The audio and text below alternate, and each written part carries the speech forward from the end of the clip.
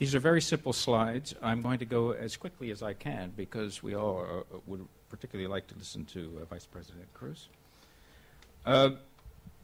In presenting the Digital Business First document, High-Speed Broadband for All of Britain, the Infrastructure Priority for Jobs and Growth, I would like to call your attention to the fact that the innovation isn't really in the document. It's in Digital Business First. This is a demand-side voice which is finally entering this debate here in the United Kingdom as it is elsewhere in Europe. And I think that we all need to listen to this voice because this is the voice that can really capture the value in this infrastructure far more than the supply side, let it be said. So I'm going to try to just briefly set the stage here and get out of the way because particularly Alex and Frank are perfectly capable of speaking for themselves. Why am I standing here? Because last summer, Digital Business First asked myself and Matthew Copeland, who is sitting somewhere in the room here, to provide an analysis of why it was that, particularly in the Thames Valley, there was frustration over the lack of access to high-speed broadband, and especially concern over prospects for access to this infrastructure.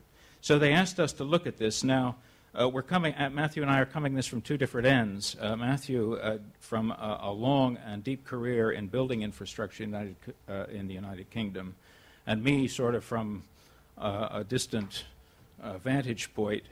I have been involved in this sector for a long time, but essentially in European policy related to this sector. So that's where we're coming from. Now, let me just say a couple of other things before I show you very briefly the summary of our analysis of where things stand and what the questions on the table really could be or should be. First of all, we're not trying to defend this analysis. Quite the opposite. We're trying to subject it to a stress test. And I'm sure that those in the room are capable of doing that. One has to be very modest when you begin to look at these questions because it depends a lot on what angle you look at it from. But in any event, we're comfortable with at least the framework which I'm about to show you. The other point I would like to make is that we're not here to indict anybody, especially on the supply side. Everybody seems to us to have been playing the cards they've been dealt with the resources at their disposal, and that's good. The real question is, where do we go from here? What cards need to be dealt that haven't been dealt, and what resources might be made available that need to be made available? So these are the questions that we tried to get at. Now, something should change here. Maybe I'll get tea or coffee with it.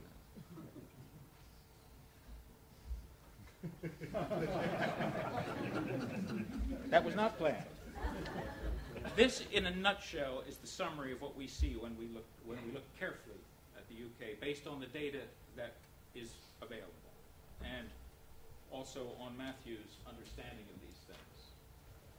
We started with BT's most recent report, which was in February this year, in which they foresee by spring of next year the completion of their commercial investment in fiber to the cabinet upgrade here in the United Kingdom to cover 19 million premises, which is about two-thirds. Oh, I should be speaking here. Oh. No. Here we go. About 19 million premises, which is, according to BT, and there's no reason to doubt this, about two-thirds of all UK premises, which suggests that there are something on the order of 28.5 million UK premises. If you also assume, as we have, and all assumptions are dangerous, I think this one isn't all that dangerous, that the BT commercial upgrade, in fact, covers all of the Virgin Media cable footprint, which, depending on what you read, might be somewhere around 14 million premises. Then you get something like 9 million premises in the UK, which are outside all commercial build. And then the question is, what happens there? Because public money or public support in some measure is probably necessary. And we've also included the last 10% out there on the end as part of that 9 million, which is sort of the outer reach of all policy. This is fixed coverage. We also looked at mobile and came up with a lot of question marks, as I think most people have following the 4G auction. So the question then on the table is mobile, which is really the priority around the world at the moment, let it be said. We're moving to a mobile-first world. The question is whether mobile can solve some of this problem in the UK outside of the commercial build. There may be issues within this 2/3, but that wasn't where we were looking, because our friends in the Thames Valley in particular fall outside of it in most cases. So that, in a nutshell, is the summary of what we saw when we looked at it. Now I need to change my slide. Somebody did it for me. Thank you, Ruta. So here are the questions on the table, and then I will cede to those who would like to debate these. First, is there a need to review the scale of public investment necessary to close that gap, that 9 million gap? If you assume, for example, that these 9 million premises, 1/3 of all UK premises, imply that 1/3 of the UK population is outside commercial build, that's 20 million people. That, if it were a sovereign state, and I'm not suggesting that you need this question on your table at the moment, that would be the 8th biggest member state of the European Union. That's a lot of people. So this is important not just for the United Kingdom, it's important for Europe. So the question is, where is that money going to come from, and is there enough currently on the table? We think that there's every reason to believe that more needs to be done. If you look, for example, at what France has just announced, they're floating this number of 20 billion. It's not clear where that money is going to come from. It's not clear whether they're going to get the money, but at least that's the order of magnitude that they're talking about, and certainly not all of it will be public. Then if you go to the next level, what about the implementation of, in the case of the UK, the BDUK program as it stands? Then we look at these questions. What about technology neutrality?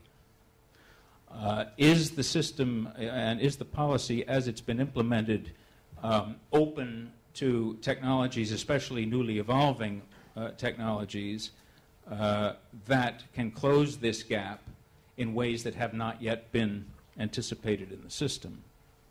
And indeed, the European policy level, and I'm sure the Vice President will speak to us about this, is favorable to that idea, of course.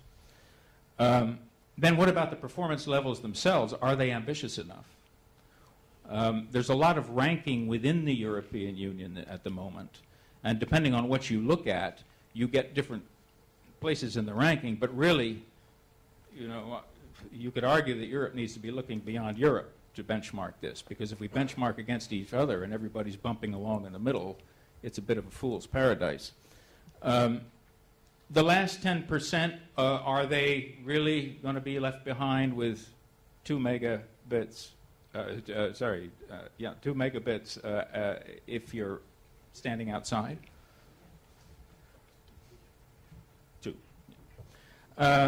And finally, there's this question around the state aid rules for the funding that has been earmarked for the urban centers and cities. And there's a question particularly related to the European Commission's expeditious processing of state aid requests. So those are the questions that we've set out in this document in the analytic part, but it really comes back at the bottom to the main question: is the UK policy in this ambitious enough?